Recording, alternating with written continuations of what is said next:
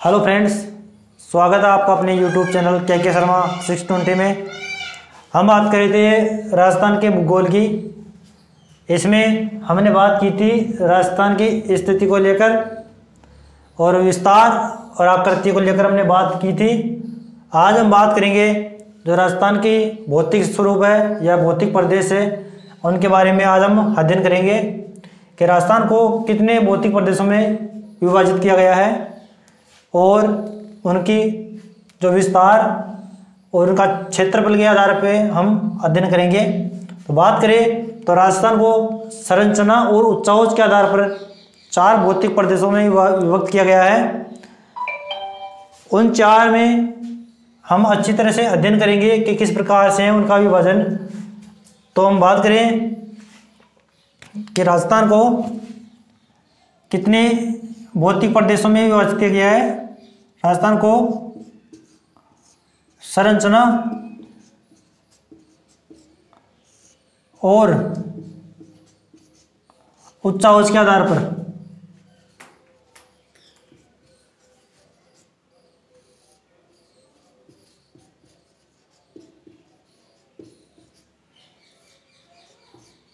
कितने भागों में विभक्त किया है? 4 भागों में। 4 भागों में विभक्त किया गया है या विभाजित किया गया है।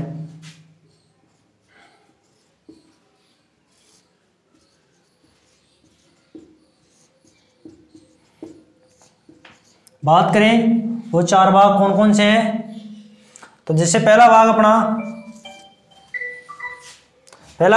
अपना पश्चिमी मरुस्थलीय प्रदेश। कौन सा? राजस्थान के पश्चिम में स्थित है। पश्चिमी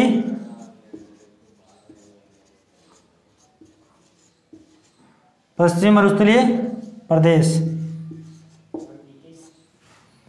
दूसरा भाग आता है अपना जो मध्य अरावली प्रदेश या अरावली प्रदेश, अरावली पर्वतीय प्रदेश।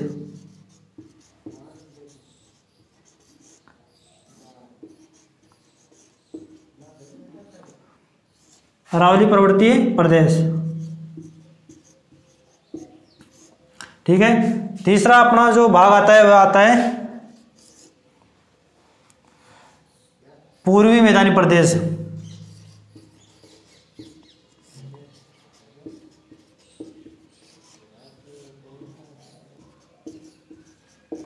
कौन सा? पूर्वी मैदानी प्रदेश।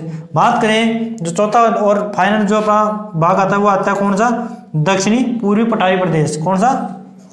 दक्षिणी पूर्वी पठारी प्रदेश।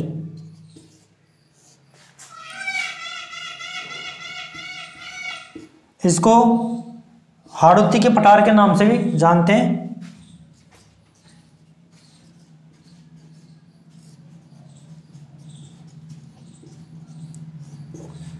इन 4 भागों में राजस्थान को भौतिक रूप से विभाजित किया गया है। कौन कौन से? पश्चिमी मरुस्थलीय प्रदेश, अरावली पर्वतीय प्रदेश, पूर्वी मैदानी प्रदेश, दक्षिणी पूर्वी पठारी प्रदेश या हाड़ौती का पठार। हम बात करें इसको एक बार हम मैप में देखते हैं किस प्रकार से। ये अपना राजस्थान का मैप है।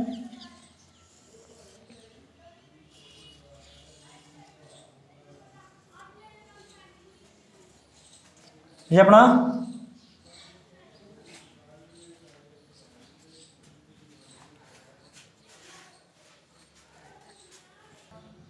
अपना राजस्थान का मैप है। इसमें इन 4 भागों को किस प्रकार से विभाजित किया गया है वो हम देखते हैं। तो जैसे ये आ गया अपना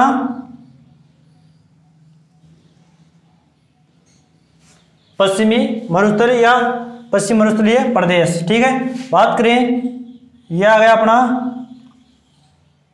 कौन सा? अरावली पर्वतीय प्रदेश, ठीक है। बात करें तो ये आ गया अपना कौन सा? पूर्वी मैदानी प्रदेश, ठीक है। एक बार इनको नोट करते हैं। ये आ गया पश्चिमी मरुस्थलीय प्रदेश, ठीक है। ये आ गया अरावली प्रदेश।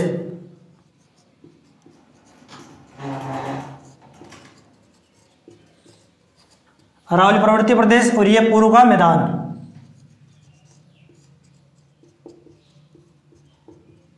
ठीक है, और ये आ गया अपना जो हाड़ौती का पठार है या दक्षिणी पूर्वी पठारी प्रदेश।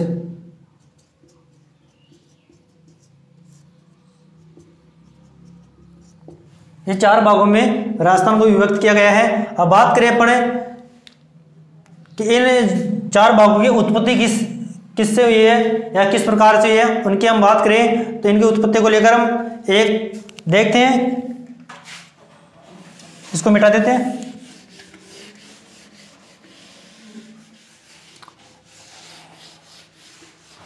अपन उत्पत्ति की बात करें इसमें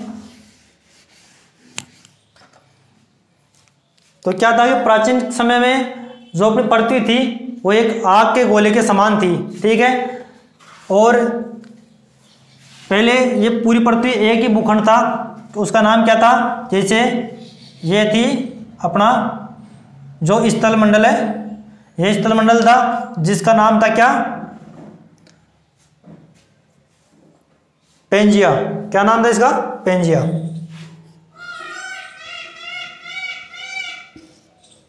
पेंजिया एक स्थल मंडल था अपना।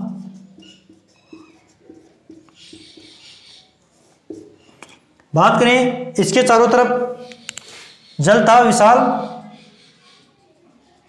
इसके चारों तरफ विशाल मात्रा में जल फैला हुआ था, जिसे किस नाम से जानते हैं, इसे पैंतालासा सागर। किस नाम से, पैंतालासा या 33 सागर के नाम से जानते हैं। ठीक है, पेंजिया था जिसके चारों तरफ विशाल जल राशि थी, जिसे पैंतालासा सागर या 33 सागर के नाम से जानते हैं। धीरे धीरे क्या हुआ कि जो अपना ये पेंजिया था यह 2 प्लेटों में विभक्त हो गया। कितने प्लेटों में, 2 प्लेटों में। इस तरह से बीच में से 2 प्लेटों में विभक्त हो गया। बात करें जो उत्तरी प्लेट थी, उत्तरी प्लेट, इसको किस नाम से जाना जाता, इसको अंगारा लैंड।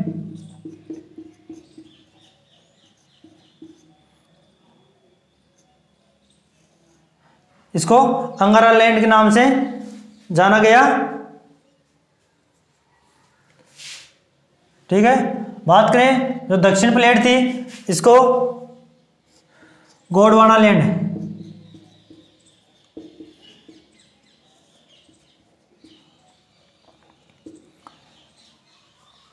यह धीरे धीरे 2 भागों में विभक्त हो गया, जो अपना पेंजिया था, और इनसे 7 महाद्वीपों का निर्माण हुआ।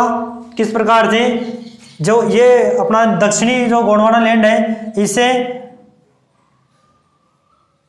जैसे अपने ऑस्ट्रेलियन प्लेट, भारतीय प्लेट, या जैसे दक्षिणी अमेरिकन प्लेट, अफ्रीकन प्लेट, इन प्लेटों का निर्माण इससे हुआ।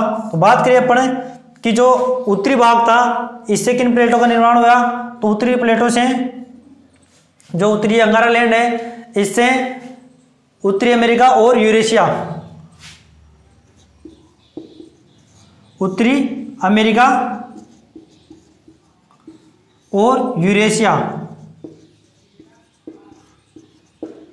इन 2 स्थल विशाल भूखंडों का निर्माण हुआ इस किससे, अंगारा लैंड से। और बात करें अपन जो दक्षिण में गोंडवाना लैंड है, इससे किन स्थल खंडों का निर्माण हुआ, उसमें अंटार्कटिका,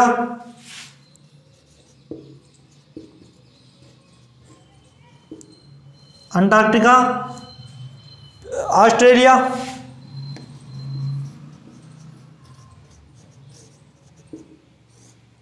अफ्रीका, दक्षिणी अमेरिका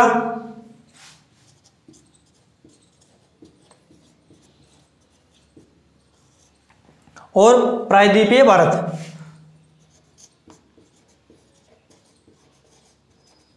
प्रायद्वीपीय भारत। हम बात कर रहे थे राजस्थान के बारे में। हमने ये बात की विश्व में जो महाद्वीप है उनका निर्माण कौन सी जो स्थलखंड है उससे हुआ था। तो हम बात इनको याद करने का एक सीधा तरीका है, जो हमें अपनी भूमध्य रेखा है उससे ऊपर की तरफ जो महाद्वीप आते हैं वो किसके भाग कहलाते हैं, वह अंगारा लैंड के भाग कहलाते हैं, और जो दक्षिण में जो भाग आते हैं वह गोंडवाना लैंड के भाग कहलाते हैं। ठीक है, अब अपन बात करें कि जो राजस्थान के जो निर्माण हुआ है, उत्पत्ति हुई है, वह कौन सी प्लेट से हुई है या किसका भाग है ये। तो हम बात करें तो अपना प्रायद्वीपीय भारत में राजस्थान का जो ये हिस्सा आता है, तो प्रायद्वीपीय भारत का हमें पता है कि किससे निर्माण हुआ है, गोंडवाना लैंड से। तो हम बात करें कि जो अपना ये मरुस्थलीय क्षेत्र है इसका निर्माण तो किससे हुआ है, इसका निर्माण तो जो 33 सागर अपना इससे हुआ है, किससे, 33 सागर से।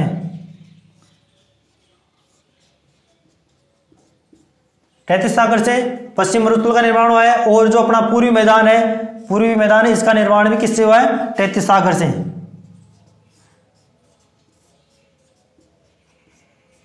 क्योंकि ऐसा माना जाता है कि यहाँ पर प्राचीन समय में 33 सागर हुआ करता था, इसलिए धीरे धीरे वहाँ पर मिट्टी का जमाव होता गया और यह एक मरुस्थल बन गया।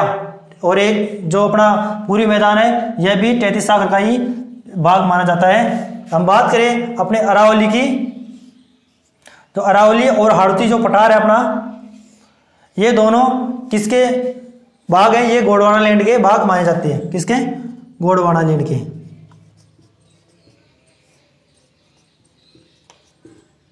ये हमने बात की उत्पत्ति को लेकर कि जो अपना राजस्थान है इसकी उत्पत्ति किस प्रकार से हुई है। तो हम बात करें तो गोंडवाना लैंड में भी जो छिद्र उद्गार हुए थे ज्वालामुखी के, उनसे जो ज्वालामुखी पर्वत बने थे उनसे माना जाता है कि इसका उत्पत्ति मानी जाती है।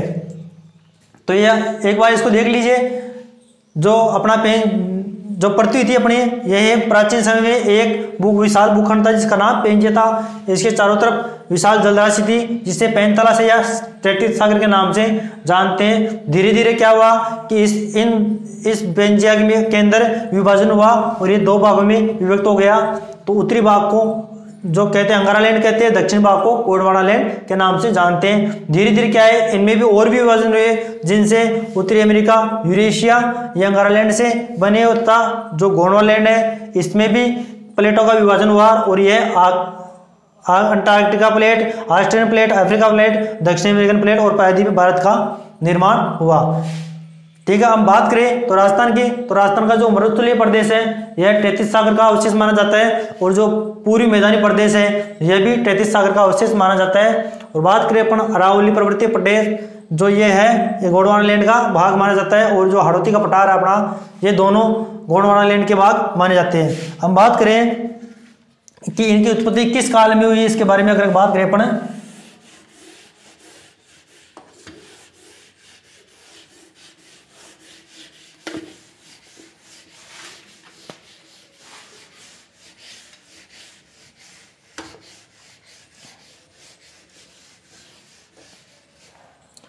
हम बात करें तो जो प्रथम महाकल्प था उसके बाद जो द्वितीय महाकल्प था, कौन सा,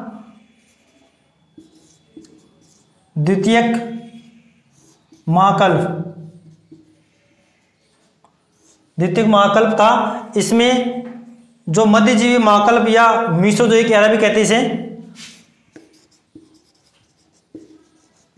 मध्यजीवी महाकल्प या मीसोजोइक एरा,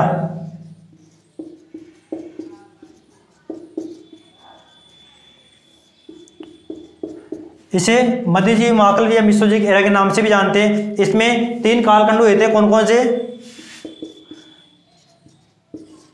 ट्रियासिक, जुरेसिक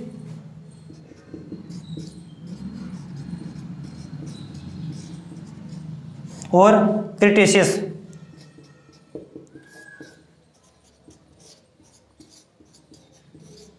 तो हम बात करें तो जो अपना हाड़ौती का पठार है इसकी उत्पत्ति किससे है, इसकी उत्पत्ति हुई है जो अपना क्रिटेशियस काल है, इसमें हाड़ौती का उद्गम हुआ है।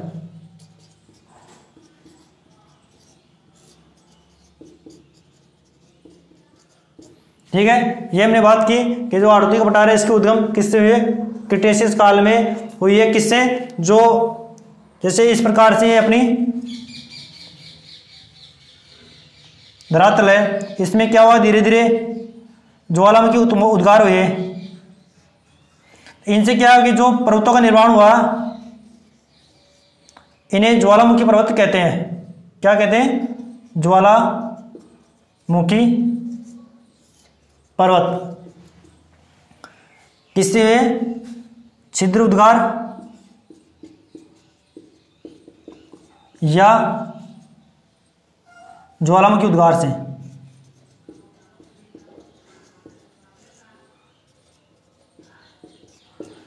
ज्वालामुखी उद्गार से पर्वतीय ज्वालामुखी पर्वतों का निर्माण हुआ।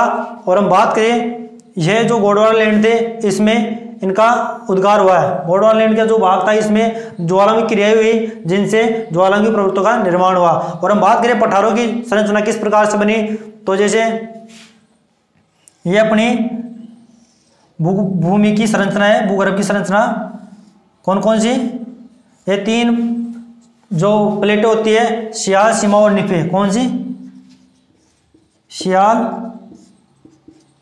सीमा और निफे। सियाल, सीमा और निफे। इनसे धीरे धीरे जो लावा जमता गया, उससे किसका निर्माण हुआ? पठारी संरचना का निर्माण हुआ।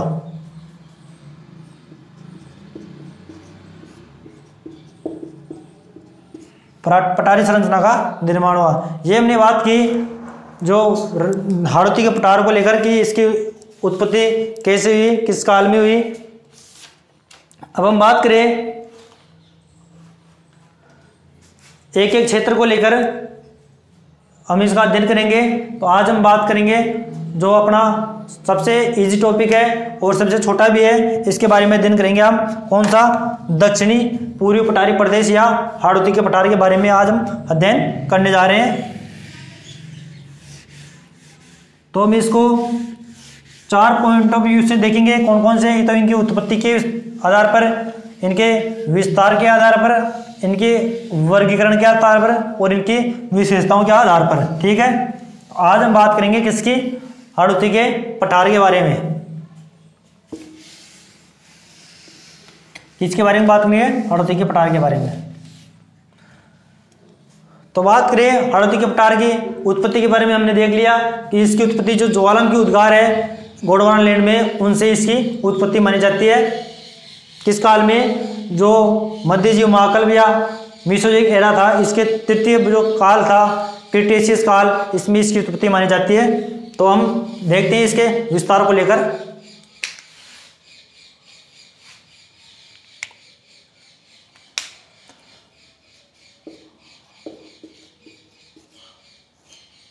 हाड़ौती का पठार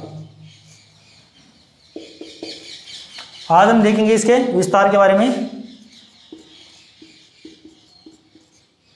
अगर हम विस्तार की बात करें तो इसका विस्तार राजस्थान के कितने प्रतिशत क्षेत्रफल पर इसका विस्तार है? तो इसका विस्तार है क्षेत्रफल के आधार पर 6.49%। कितना? या इसको लगभग 7% भी बोल सकते हैं हम, 7%। ये राजस्थान का कुल क्षेत्रफल का 6.49 या 7% के लगभग इसका विस्तार है हाड़ौती के पठार का। बात करें यहाँ पर जनसंख्या,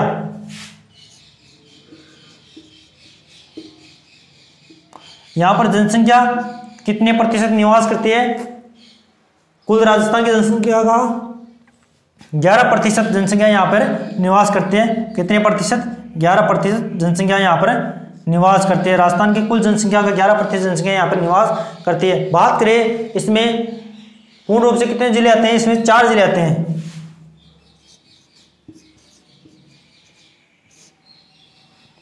चार जिले आते हैं। कौन कौन से आते हैं वो? कोटा। 4 जिले आते हैं। कौन कौन से? कोटा, बूंदी, बारा और झालावाड़। ठीक है। अब बात करें कि जो ये हाड़ौती का पठार है, इसकी औसतन ऊंचाई समुद्र तल से कितनी है, तो वह कितनी है 500 मीटर है। औसत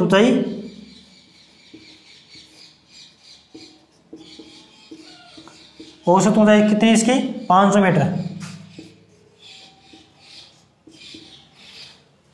ये हमने बात की हाड़ौती के पठार को लेकर, इसके विस्तार के बारे में कि इसका विस्तार कितने जिलों में है और कितने प्रतिशत जनसंख्या यहाँ पर निवास करती है, और इसमें कितने भूखंड जो राजस्थान के कितने हिस्से को इसने ढक रखा है, इसके बारे में हमने बात की।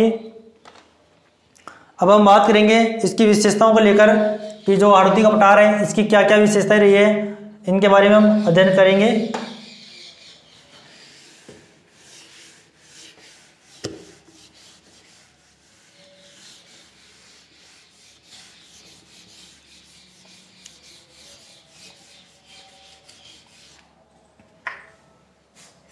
बात करेंगे इसको विशेषताओं को लेकर।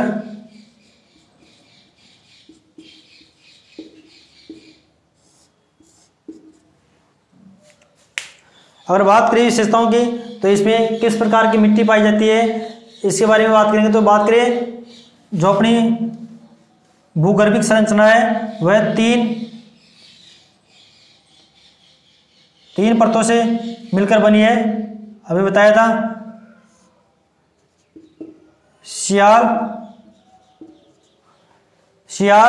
सीमा और नीफे। क्या? शियाल, सीमा और नीफे। इन तीन परतों में अपनी जो पृथ्वी इसके भूगर्भ को विभाजित किया गया है। हम बात करें तो यहाँ पर जो ये शियाल क्षेत्र है इसमें किस प्रकार की प्लेटें पाई जाती है? बाह्य आग्नेय चट्टानें। किस प्रकार की?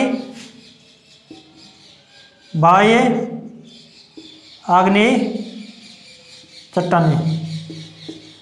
और जो ये नीफ है अपना, इसके अंदर नीचे के हिस्से में कौन सी परतें पाई जाती है? आंतरिक आग्नेय चट्टानें।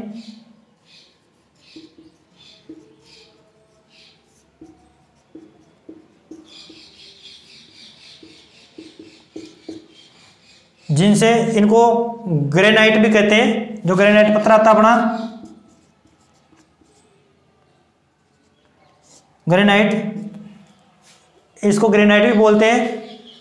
हम बात करें जो अपने बाह्य आग्नेय चट्टानें है, इससे जो बेसाल्ट चट्टानें थे इनको बेसाल्ट चट्टानें भी बोलते हैं। बेसाल्ट चट्टानें भी बोलते हैं। और बात करें जो अपना जो मध्य का भाग है इसमें आग्नेय चट्टानें बोलते हैं।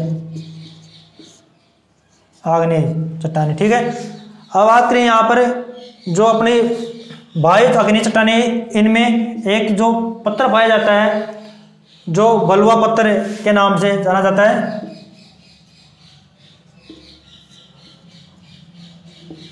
क्या? बलुआ पत्थर के नाम से जाना जाता है, जिसे अपन कोटा स्टोन बोलते हैं।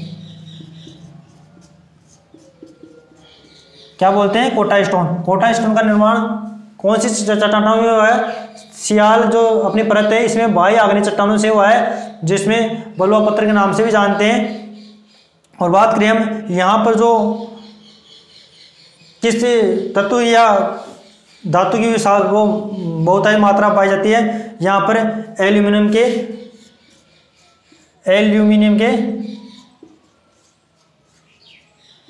और बॉक्साइट के भंडार बहुतायत मात्रा में पाए जाते हैं। क्या?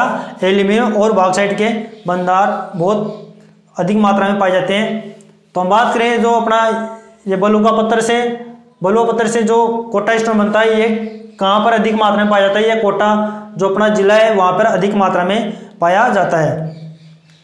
अब इनकी विशेषताओं को हम एक एक को लेकर देखते हैं कि क्या क्या है इनकी।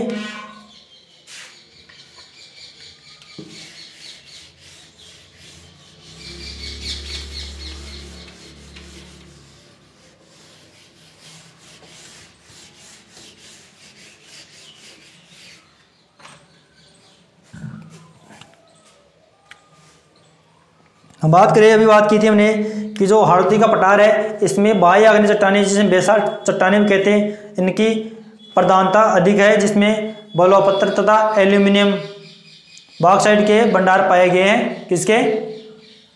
इसमें पहला अपना पॉइंट होगा जो बाह्य आग्नेय चट्टानें, बाह्य आग्नेय चट्टानें जिन्हें बेसाल्ट के नाम से जानते हैं, बाह्य आग्नेय चट्टानें जिन्हें बेसाल्ट के नाम जानते हैं, इनमें जो बलुआ पत्थर है, बलुआ पत्थर जिसे कोटा स्टोन,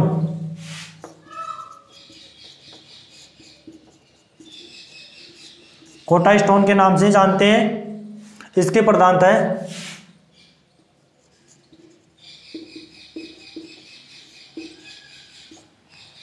और यहां पर जिसमें बलुआ पत्थर तथा एल्यूमिनियम के या एल्यूमिनियम बॉक्साइट के भंडार पाए जाते हैं तथा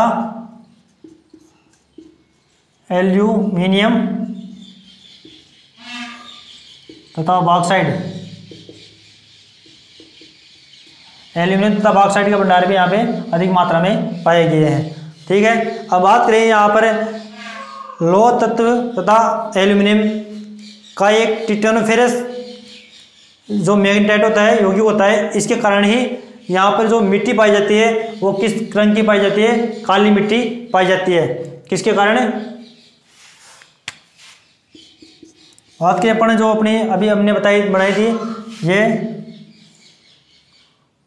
ये संरचना थी अपनी सियाल सिमाओर निपे,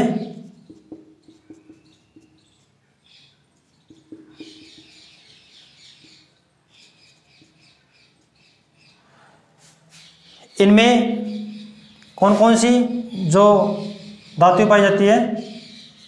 सियाल प्लस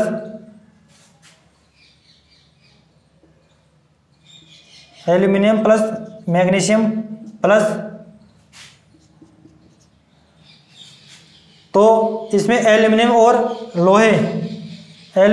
लोहे को मिलकर एक यौगिक का निर्माण होता है। कौन से यौगिक का? इन दोनों से टिटेनोफेरस मैग्नेटाइट यौगिक का निर्माण होता है। किसका निर्माण होता है? लोहा तथा एल्यूमिनियम, लोहा तथा एल्यूमिनियम का टिटेनोफेरस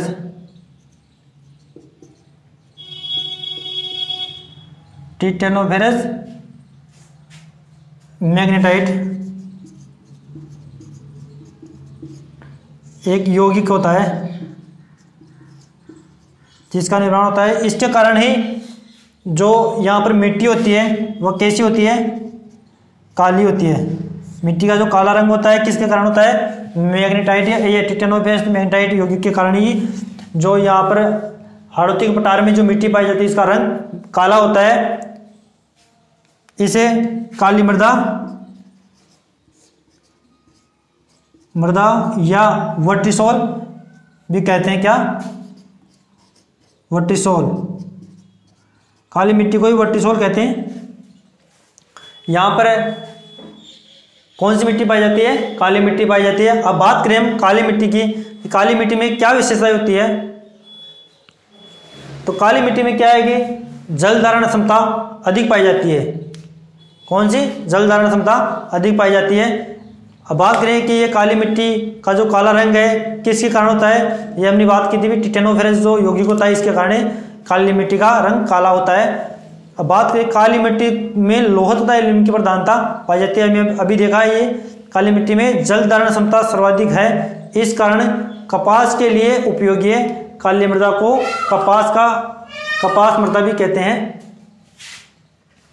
अब बात करें काली मिट्टी को लेकर,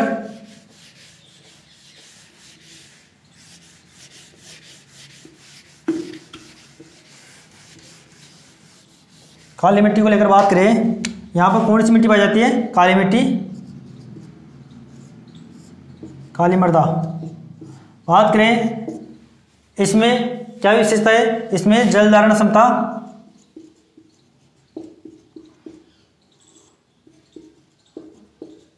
अधिक होती है, इसलिए यहां पर कपास की खेती अधिक की जाती है, इसलिए इसे कपास की मृदा भी कहते हैं।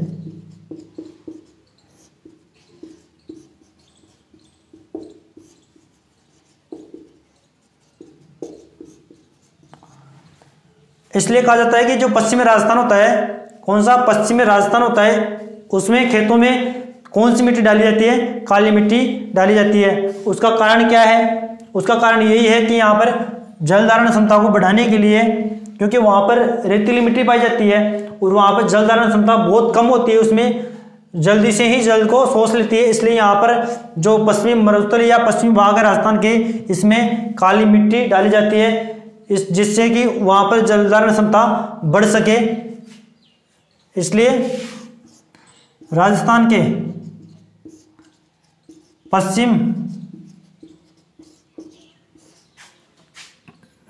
पश्चिम में खेतों में काली मिट्टी डाली जाती है,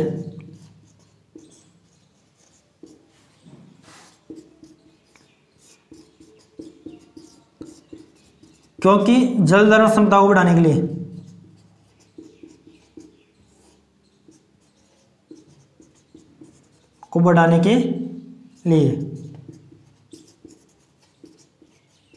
कई बार एग्जाम में क्वेश्चन पूछ लिया जाता है कि जो राजस्थान के पश्चिमी भागों में जो काली मिट्टी डाली जाती है उसका कारण क्या है, तो एग्जामिनर पूछ लेता है कि एक तो उर्वरता शक्ति को बढ़ाने के लिए, या फिर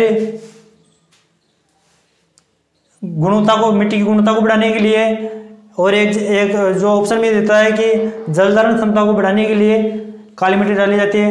तो आप ध्यान रखना है, इसका आंसर जल धारण क्षमता को अधिक करने के लिए या बढ़ाने के लिए जो काली मिट्टी डाली जाती है। बात करें जो प्रायद्वीपीय भारत में सर्वाधिक कौन सी मिट्टी पाई जाती है, राजस्थान के साथ साथ जो प्रायद्वीपीय भारत है, प्रायद्वीपीय भारत है, कौन सी मिट्टी पाई जाती है, काली मिट्टी पाई जाती है।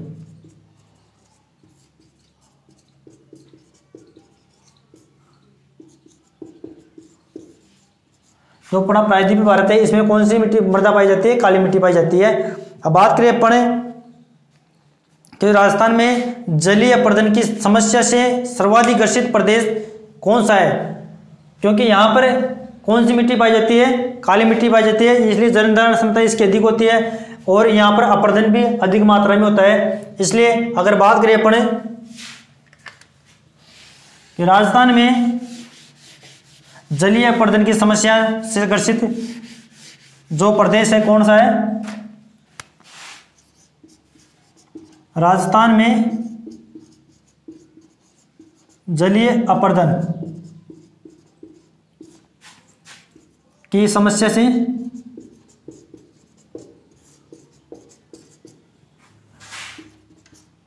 ग्रसित क्षेत्र, तो वह कौन सा आएगा, अपना हाड़ौती का पठार।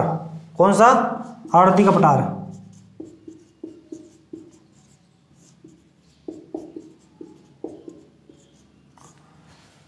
जो राजस्थान में जलीय अपर्दन की जो समस्या है इससे ग्रसित क्षेत्र कौन सा है, हाड़ौती का पठार। अब राजस्थान में सर्वाधिक जलीय जीव विविधता वाला भौतिक प्रदेश भी कौन सा आएगा, सर्वाधिक जलीय जीव विविधता वाला भौतिक प्रदेश भी अपना हाड़ौती का पठार ही आएगा। कौन सा, राजस्थान में सर्वाधिक जलीय जीव विविधता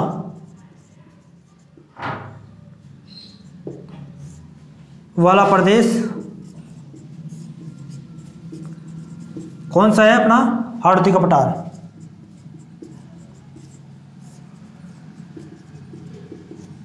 ठीक है, बात करें कि राजस्थान में सर्वाधिक जलीय जीव विविधता वाला भौतिक प्रदेश भी कौन सा आएगा, हाड़ौती का पठार आएगा।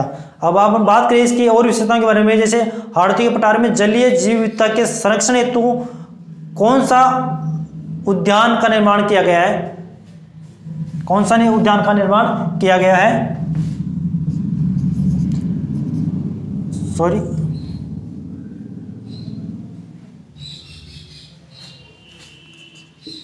हाड़ौती के पठार में जलीय जीव विविधता के संरक्षण के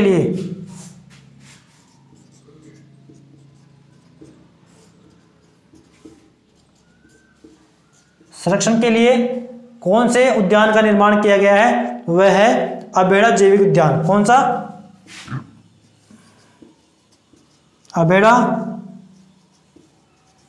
जैविक उद्यान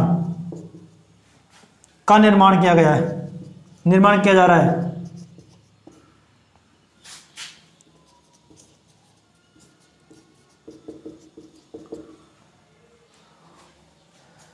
जलीय जीव उद्यान का निर्माण किया जा रहा है। राजस्थान के जो हाड़ौती के पठार में अंत अधर प्रवाह क्षेत्र, जिसे अष्टभुज प्रवाह क्षेत्र भी कहते हैं, पाया जाता है। कौन सा प्रवाह क्षेत्र पाया जाता है? जो अपना हाड़ौती का पठार है, इसमें कौन सा प्रवाह क्षेत्र पाया जाता है?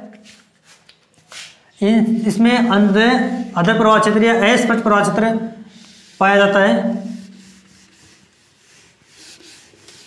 कौन सा प्रवाह क्षेत्र पाया जाता है? राजस्थान में हाड़ौती के पठार में या प्रदेश में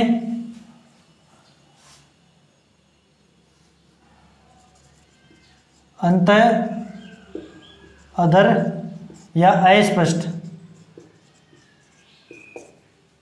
प्रवाह क्षेत्र पाया जाता है।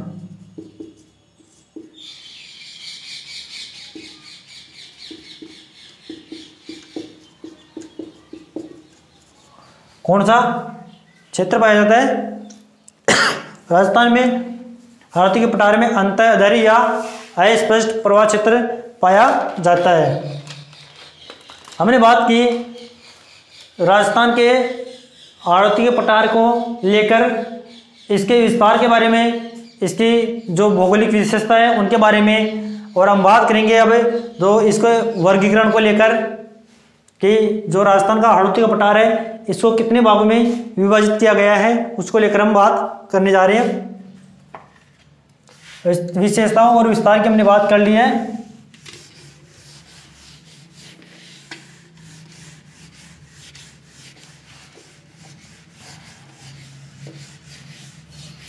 इसके वर्गीकरण को लेकर देखते हैं हम कि इसका वर्गीकरण कितने भागों में किया गया है। तो बात करें वर्गीकरण की,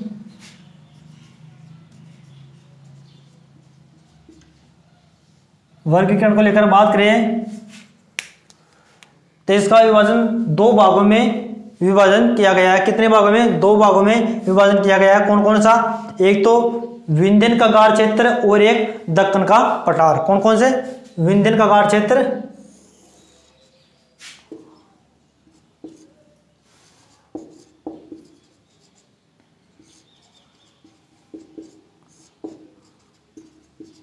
विंध्यन का गार क्षेत्र और दक्कन का पठार।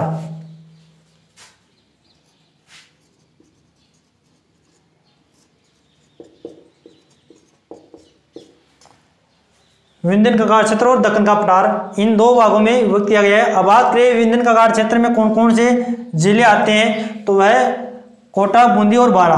कौन कौन से? कोटा, बूंदी और बारा, ये तीन जिले विंध्यन का गार क्षेत्र में आते हैं। और एक जो अपना जिला बचता है झालावाड़, झालावाड़ जो जिला है वो कौन से क्षेत्र में आता है? दक्कन का पठार में आता है। ठीक है। अब बात करें अपन विंध्यन का गार क्षेत्र की, तो इसको भी क्या है कि तीन भागों में विभाजित किया गया है। कितने भागों में? तीन भागों में विभाजित किया गया है। कौन कौन से? वह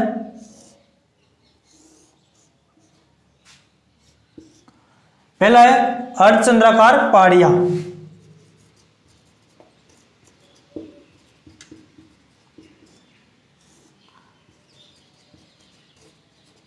कौन सी? अर्धचंद्राकार पहाड़ियां। दूसरा है नदी निर्मित मैदान।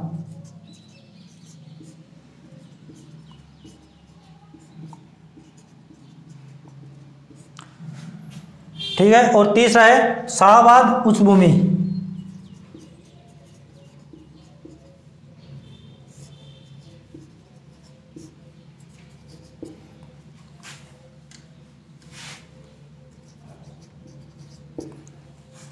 बात की वर्गीकरण की तो इसको जो हाड़ौती का पठार है इसको दो भागों में विभक्त किया गया है। कौन कौन से? एक तो विंध्यन कगार क्षेत्र, दूसरा दक्कन का पठार। बात करें विंध्यन कगार क्षेत्र ये 3 जिलों में फैला हुआ है। कौन सा? कोटा, बूंदी और बारा।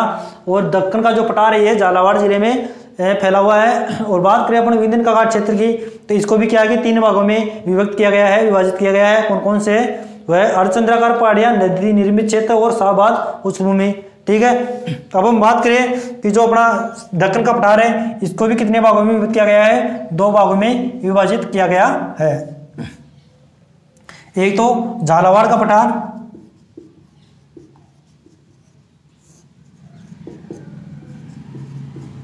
एक तो झालावाड़ का पठार और एक डंग गंगधर प्रदेश। कौन कौन सा? डंग गंगधर प्रदेश।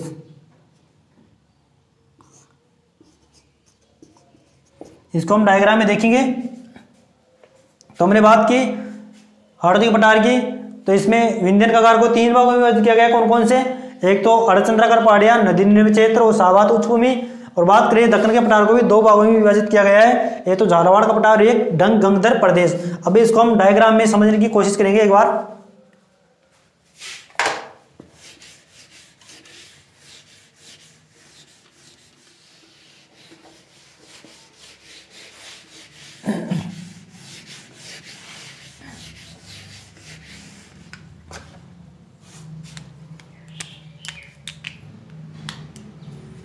जैसे ये अपना हाड़ौती पठार है। कौन सा? हाड़ौती का पठार है।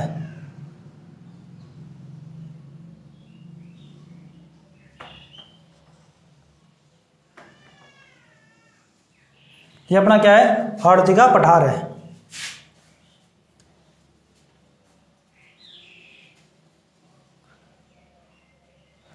ये हाड़ौती का पठार है और इसमें ये जो क्षेत्र कौन सा है? विंध्यांचल पर्वत श्रृंखला या विंध्यन कगार क्षेत्र। ठीक है। यहां पर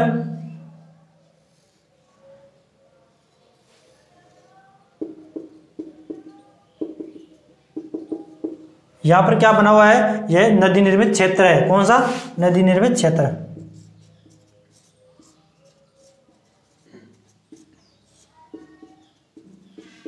ठीक है।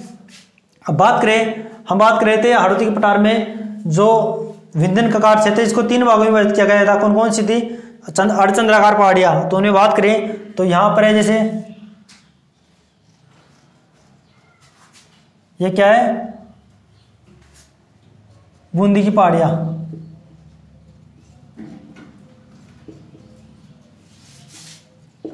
क्या है? बूंदी की पहाड़ियां। बात करें बूंदी की पहाड़ियां ये कहां पर स्थित है? यह बूंदी में स्थित है। बूंदी में स्थित है। और बात करें अपन यहां पर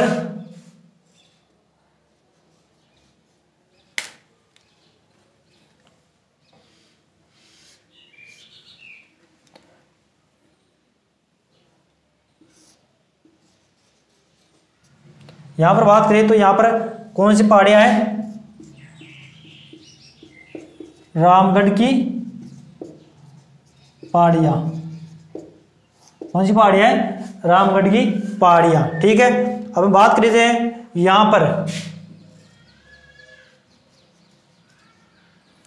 पर जो पहाड़ियां हैं यहां पर एक कुंडल के आकार की पहाड़ियां मिलती हैं। किस आकार की? कुंडल के आकार की पहाड़ियां मिलती है, इसलिए इनका नाम भी कुंडल की पहाड़ियां रख दिया गया है। क्या? कुंडल की पहाड़ियां। ठीक है। अब यहां पे जो कोटा के अंदर कौन सी पहाड़ियां? मुकंदरा की पहाड़ियां।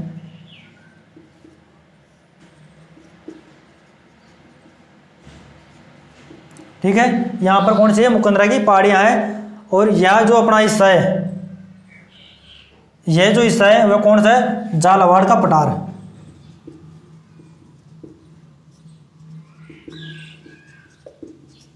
अभी बात की थी हमने कि जो दक्कन का पठार है इसको दो भागों में विभक्त किया गया है। कौन सा, एक तो झालावाड़ का पठार और एक यहां पर है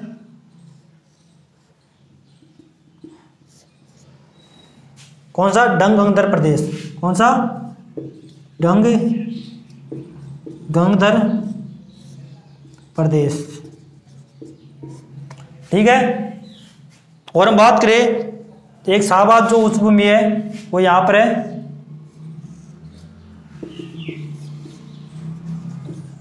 शाहबाद उच्च भूमि क्षेत्र। ये हमने डायग्राम में देखा है कि जो पहाड़ियाँ हैं, चंद्राकार पहाड़ियाँ कहाँ पर स्थित है। और हम बात करें इनकी विशेषताओं को लेकर कि जो इनकी जो विशेषताएं क्या क्या है, इनके बारे में हम बात करें तो एक बार इसको आप देख लीजिएगा अच्छी तरह से। ये अपना विंध्य कगार क्षेत्र है जो या इस नदियों द्वारा नदी निर्मित क्षेत्र बनाया गया है। ये अपना जो मैदानी क्षेत्र है। और ये जो कुंडल के आकार जो पहाड़ियाँ हैं इसको कुंडली की पहाड़ियाँ कहते हैं। और जो बूंदी की पहाड़ियाँ हैं ये कहाँ पर स्थित है, बूंदी में है। रामगढ़ की पहाड़ियाँ जो अर्धचंद्राकार पहाड़ियों का ही भाग है। अब हम इनकी डिटेल के बारे में देखते हैं।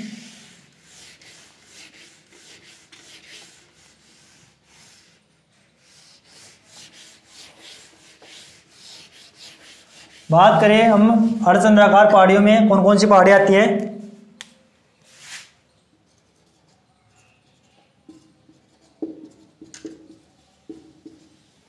अर्धचंद्राकार पहाड़ियाँ, इसमें बात करें अपन तो पहली पहाड़ी थी अपनी बूंदी की पहाड़ियाँ। कौन सी, बूंदी की पहाड़ियाँ हमने अभी डायग्राम में देखा था।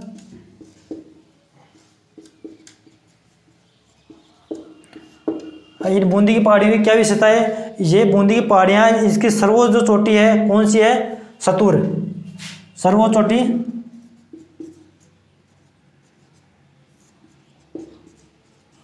कौन सी है, सतुर। जो बूंदी की पहाड़ियाँ है इसकी जो सर्वोच्च चोटी है वो कौन सी है, सतुर है।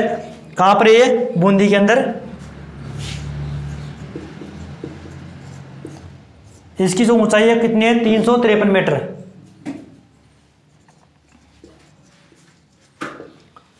कितनी है, 353 मीटर। ठीक है। बात करें मुकंदरा की पहाड़ियाँ, जो नेक्स्ट अपनी अर्धचंद्राकार पहाड़ियों में आती थी कौन सी है, मुकंदरा की पहाड़ियाँ।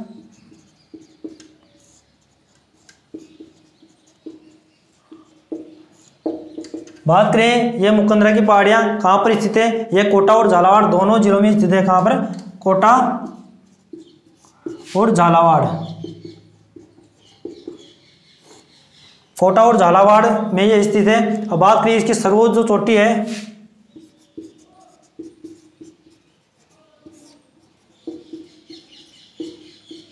इसकी जो सर्वोच्च चोटी है वह कौन, चांदवाड़ी। कहाँ पर स्थित है,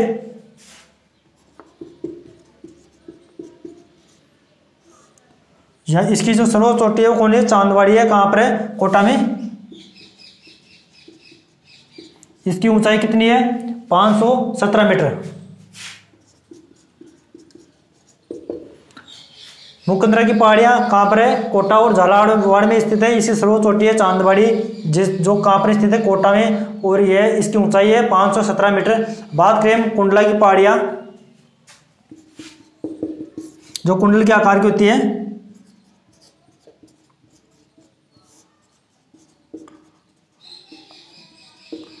कहाँ स्थित है यह है कोटा में स्थित है। कहाँ पर स्थित है, कोटा में स्थित है। अब बात करें हम जो रामगढ़ की जो पहाड़ियाँ है उसके बारे में।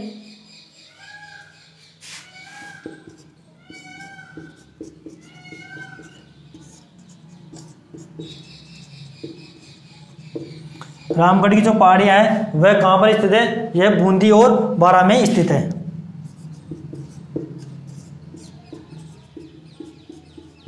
कहाँ पर स्थित है, बूंदी और बारां में स्थित है।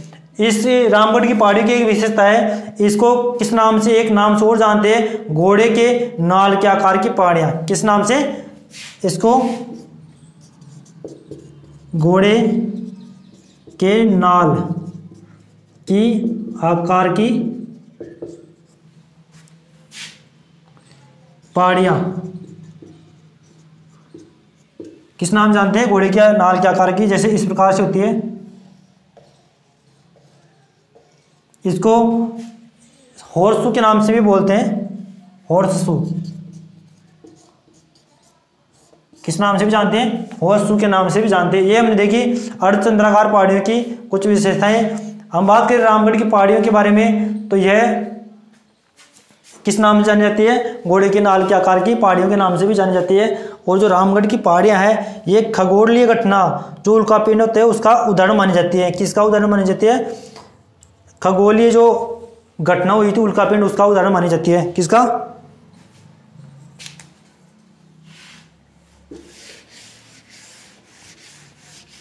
जो रामगढ़ की पहाड़ियां हैं, यह खगोलीय जो उल्कापिंड है उसकी घटना का उदाहरण मानी जाती है कि इसका निर्माण खगोलीय उल्कापिंडों से हुआ है। अब बात करें अपन जो अपना ये रामगढ़ जो क्षेत्र है, इसको सरकार द्वारा, भारत सरकार द्वारा राजस्थान का पहला जियो हेरिटेज स्थल भी घोषित किया गया है। राजस्थान सरकार द्वारा जियो हेरिटेज स्थल घोषित किया गया है पहला राजस्थान का। अब बात करें हम नदी निर्मित क्षेत्रों के बारे में।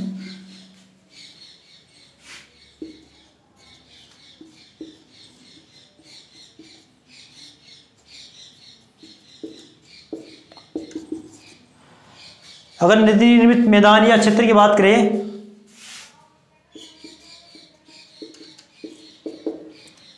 तो इसमें जो कोटा तथा बूंदी में चंबल एवं उसकी सहायक नदियों द्वारा निर्मित मैदान जो नदी निर्मित क्षेत्र कहलाता है। कौन सी नदियों द्वारा? कोटा तथा बूंदी में, कोटा तथा बूंदी में चंबल तथा इसकी सहायक नदियों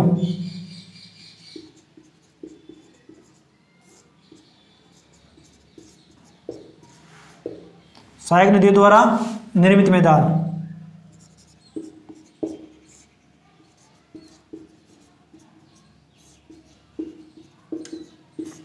जो नदी निर्मित क्षेत्र है वह कोटा तथा बूंदी में चंबल तथा इसकी सहायक नदी द्वारा निर्मित किया गया है मैदान है। बात करें शाहबाद उच्चभूमि क्षेत्र की,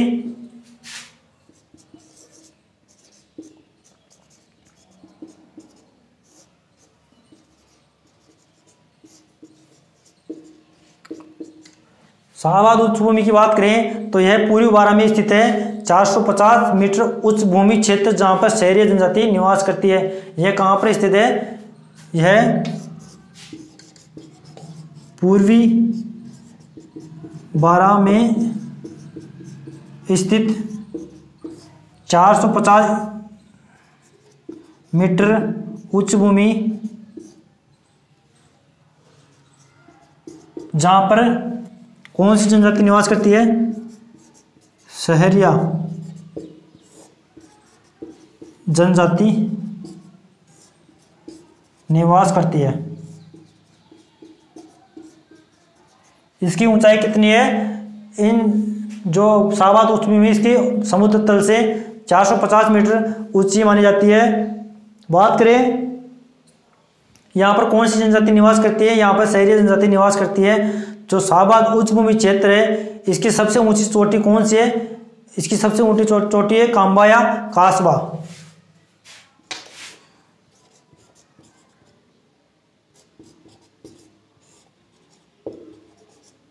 सबसे ऊंची चोटी कौन सी है? कांबा या कासबा।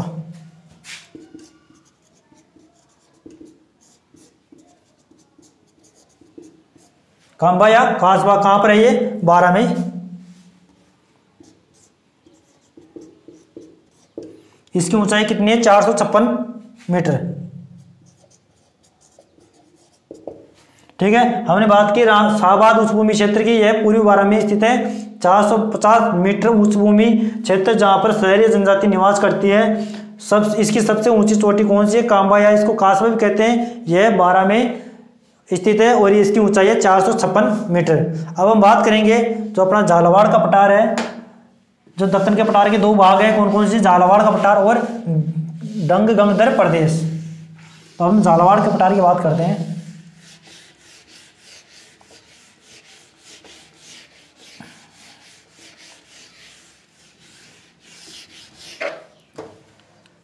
बात करें झालावाड़ के पठार की,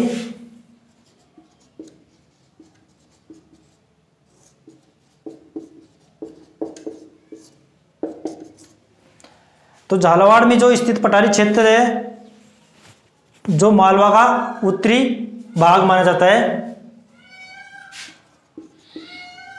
झालावाड़ में स्थित पठारी क्षेत्र जो मालवा का भाग माना जाता है।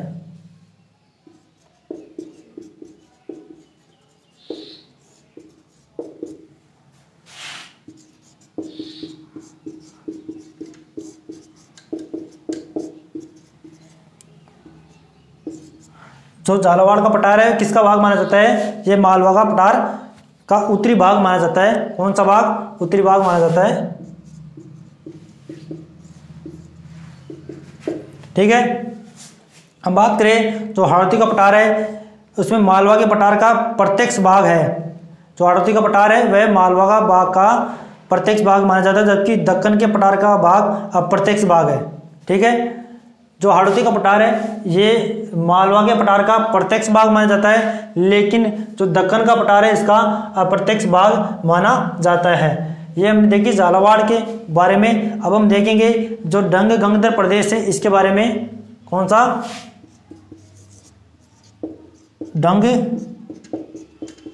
गंगदर प्रदेश, जो दक्कन के पठार का भाग है। यह दक्षिण पश्चिम में स्थित 350 मीटर उच्च भूमि क्षेत्र को कहते हैं। दक्षिण में स्थित, जो राजस्थान के या हाड़ौती के पठार के दक्षिण पश्चिम में, दक्षिण पश्चिम में स्थित 350 मीटर उच्च भूमि